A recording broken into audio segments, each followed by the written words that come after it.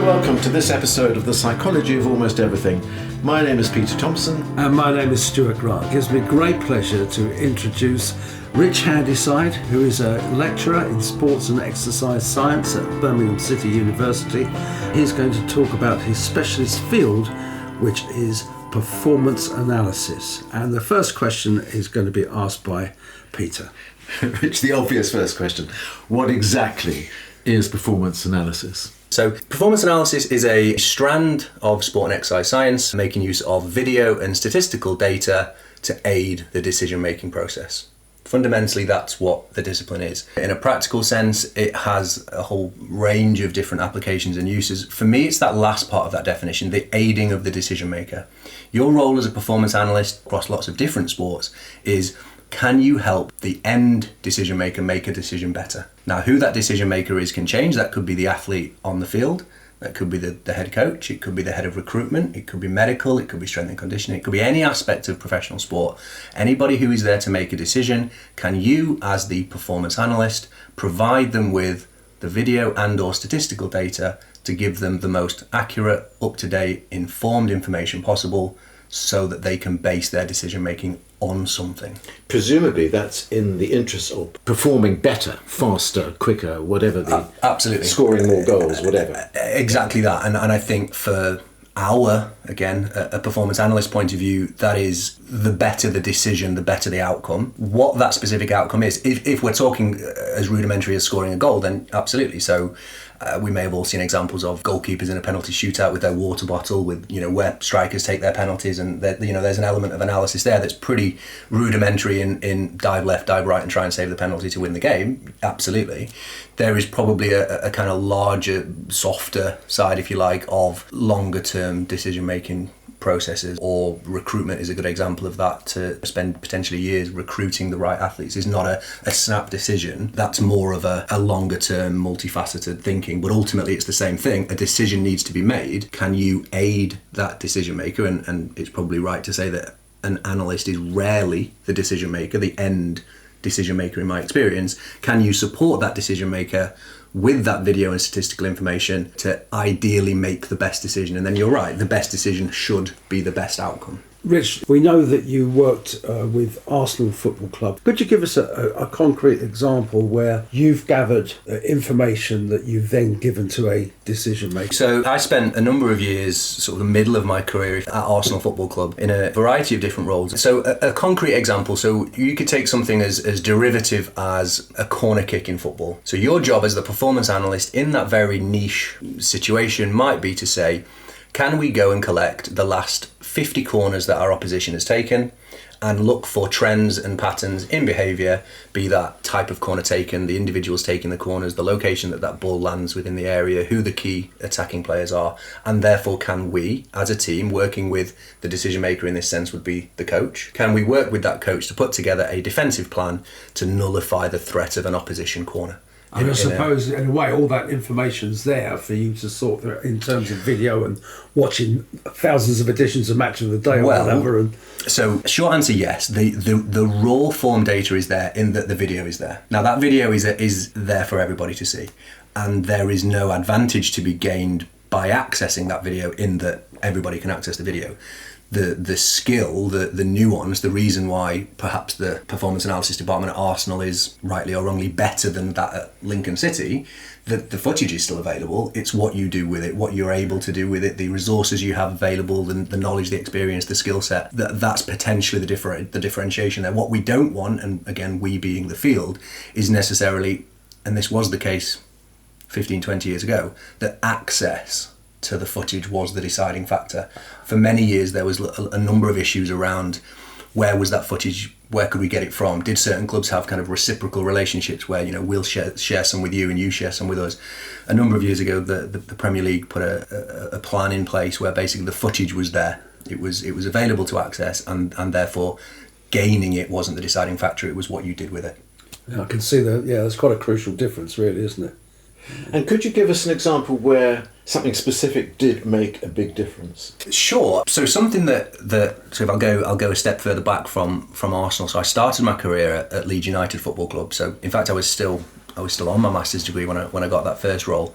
And so as part of my postgraduate degree, as it was then, so whilst working at Leeds United, I put together a project where we looked specifically at outcome criteria of games based on personnel on the field. Now, this was more than 10 years ago, so kind of looking back, it's quite a rudimentary way of analysing performance. It's not something that we would necessarily do very frequently anymore.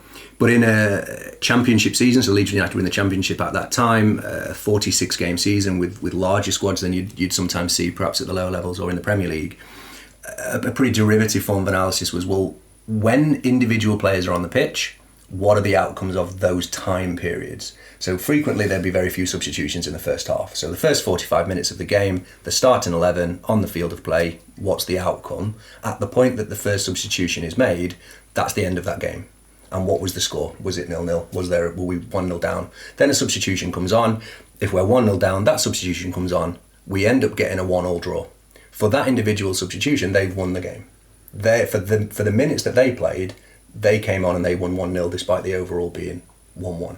Now, as I say, quite a rudimentary example, something that we've probably moved away from. Certainly certain practitioners would say that that's not something we do very, very often. That said, I think that has value. There are a number of players, and again, there'll be, I'm sure, football fans listening that will be thinking of examples, substitutes that often feel like they come on and change the game, or players that are consistently substitutes that are probably banging on the coach's door to say, when am I going to get my start? And can we maybe use some of that data, or certainly could that athlete potentially use some of that data to say, well, look, for the time period that I'm on the field of play, these are the outcomes that we're getting versus kind of the team as a whole.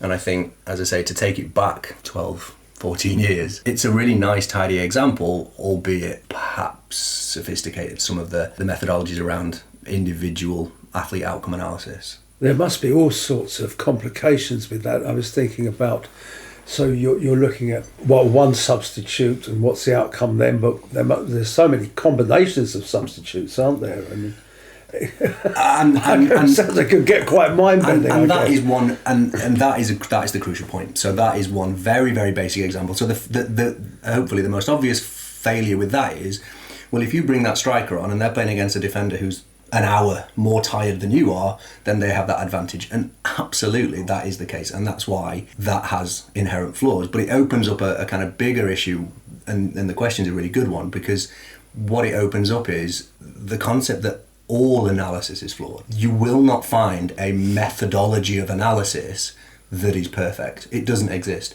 Everything will have a failure somewhere. Everything will have a compromise somewhere where it's imperfect science. But it's always trying to mirror reality. Absolutely. As far as possible. Absolutely. And despite the fact that you will never remove opinion, there's a number of analysts in the field of analysis. You could argue, given the definition I perhaps gave 10 minutes ago, you could argue that perhaps we are seeking that perfect, definitive 100% outcome. I think there's a group of people, for which I am one, that let's say football as the example. I'm a football supporter. I don't know that if I ever really want that.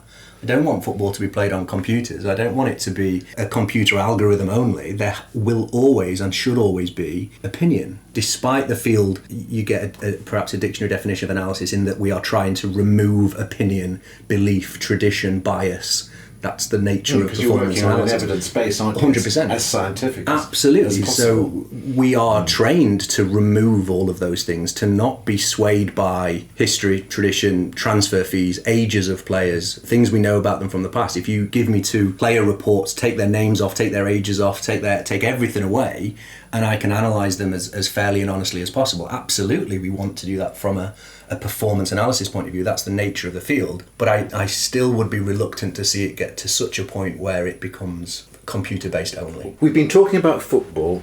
Have you been involved in any other sport? I have, yeah. So my early career was entirely football-based. An undergraduate degree in sport and exercise science, postgraduate degree in performance analysis, and was lucky enough to start my career at a very large football club in Leeds United. A year there, I found myself at Arsenal Football Club. Again, absolutely huge football club very early in my career, and was absolutely honoured to get that role. And worked there for 5 years, and just found myself at a bit of a crossroads where I'm about to get stuck in London. I'm not a Londoner. My plan was never to get stuck, and I use that word, to get stuck in London. And there was a part of me that said, look, either this is me for the next 40 years of my career. I'm gonna put roots down, working at this football club or perhaps other football clubs in the area, and this was me, and it just wasn't the right thing for me. You couldn't have gone to Spurs. Depends how much they were paying. So my plan was always to come back up north. I'm born and bred in Sheffield, and my plan was always to come back up north. So I made that very, very difficult decision to leave an incredible football club with an incredible group of staff and players, and take a bit of a risk. And I returned home and joined the English Institute of Sport. And the English Institute of Sport is primarily working with Olympic and Commonwealth sports. So a whole kind of 180 from football, really. Very different sports, very different levels of funding, which was something I was interested in experiencing. Different types of athletes with different backgrounds, different genders of athletes, which is something I've not experienced before. And I think I'm working my way around to answer your question. I think there was always a part of me that thought perhaps academia would be a long-term route, and so I thought I needed a range of experiences. I was getting football, and loving it. I'm a football fan from being born, absolutely. But I felt I needed a range of experiences. So I went and got a job at the English Institute of Sport. And the way that the Institute of Sport works was they support this vast array of sports. So they employ physiotherapists, nutritionists, strength and conditioning coaches, physiologists, biomechanists, performance analysts, and then distribute them across a range of sports that they support. And again, talk about a complete change of direction. I found myself working for England netball, of all sports, a sport I knew nothing about.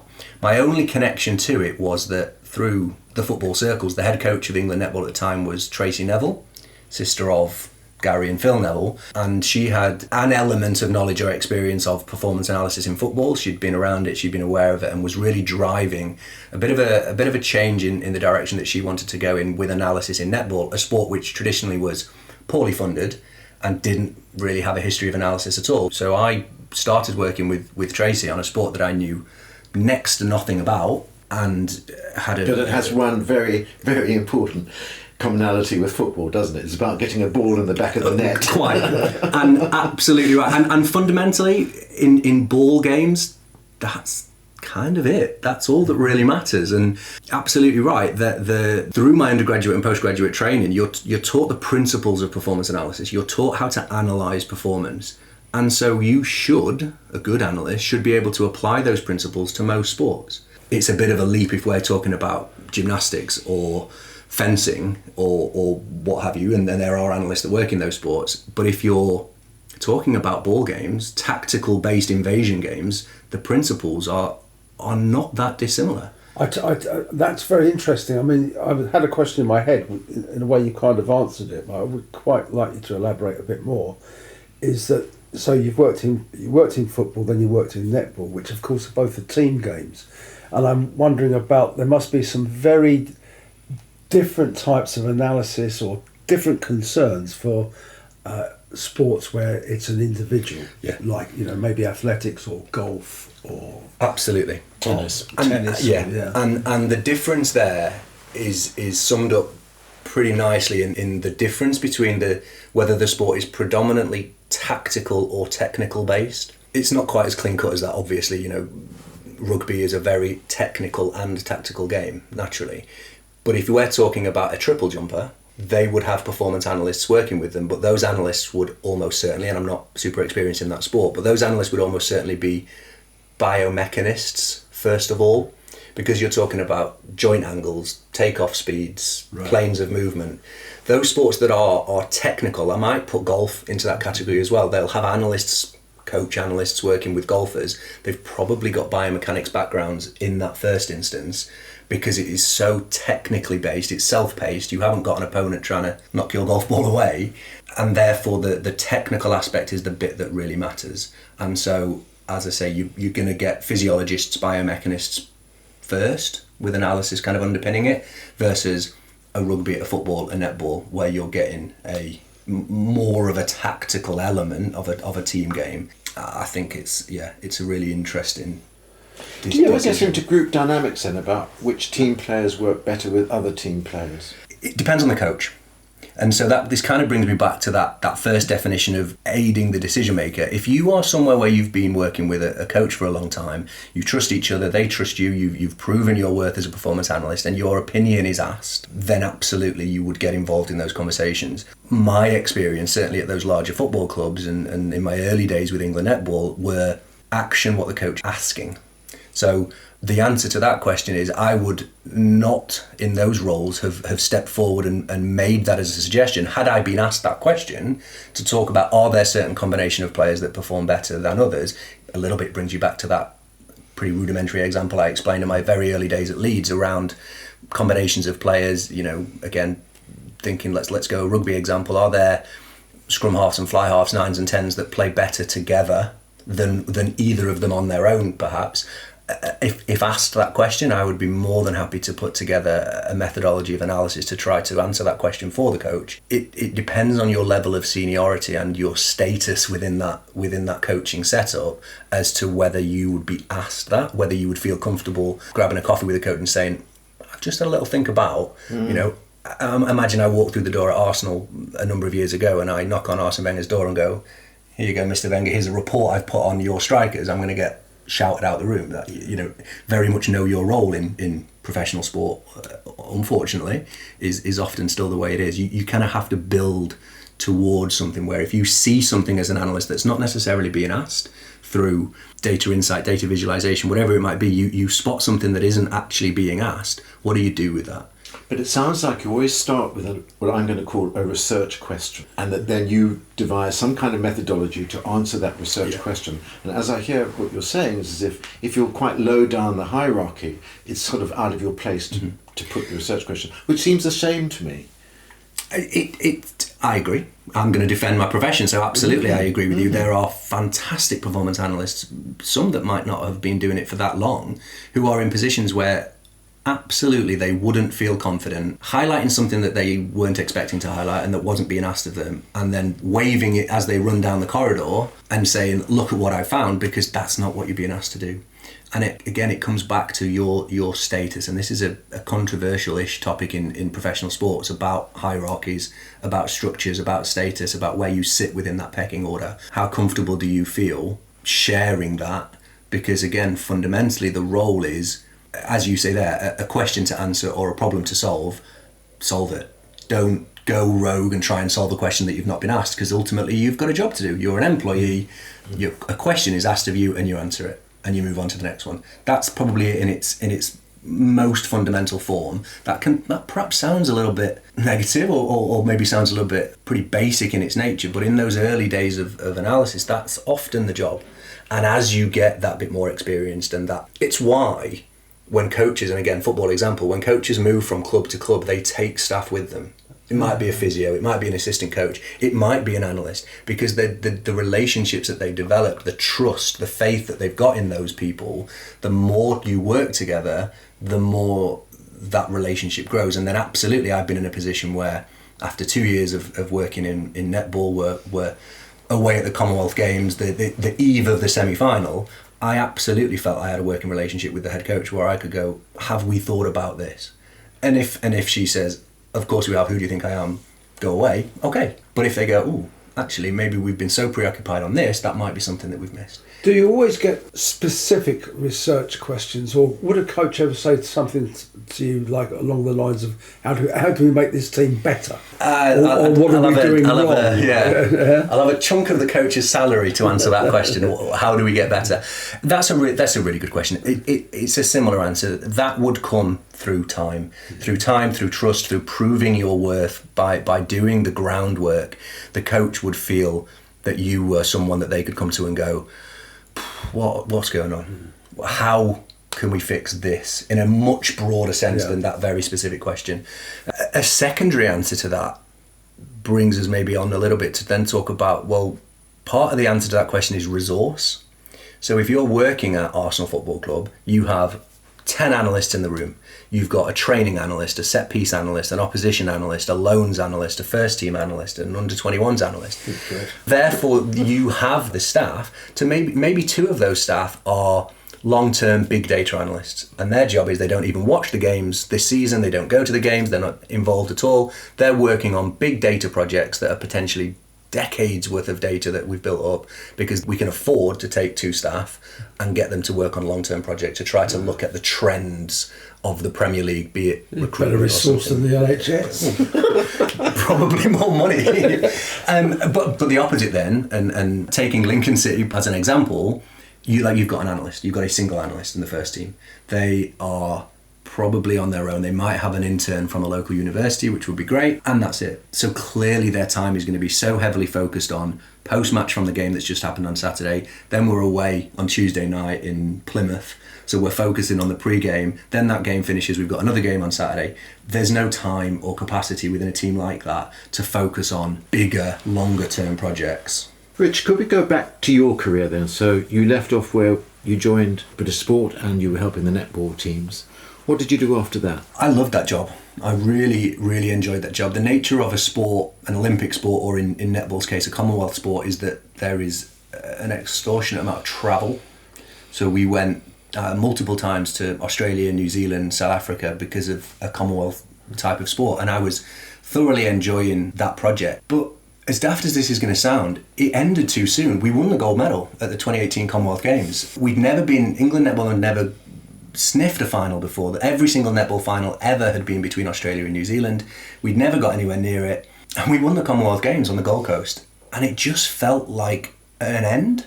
It felt like I'd probably in quicker amount of time than I ever expected, we'd accomplished what we set out to accomplish, to do something that England netball had never done before, and yeah, it felt like the end of the story. So as I mentioned before, I'd kind of always had this idea about academia in mind. There is an element of analysis, again, it might be something I'm happy to talk a little bit more about around the nature of the work. So I've just mentioned how fantastic that was to do all of that travel, but that was as I didn't have children, I wasn't married.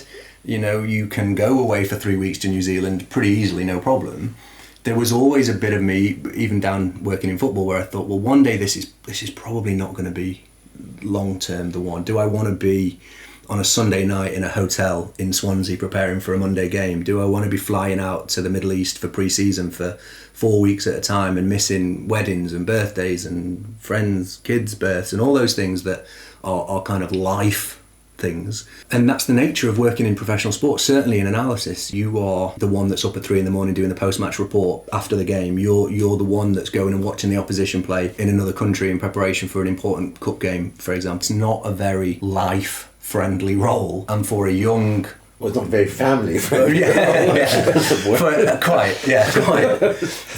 But at the time, absolutely fantastic. But yeah, to come back to the question, it was always in my mind that I would think that I would enjoy academia. I enjoyed my undergraduate and my postgraduate degrees very much.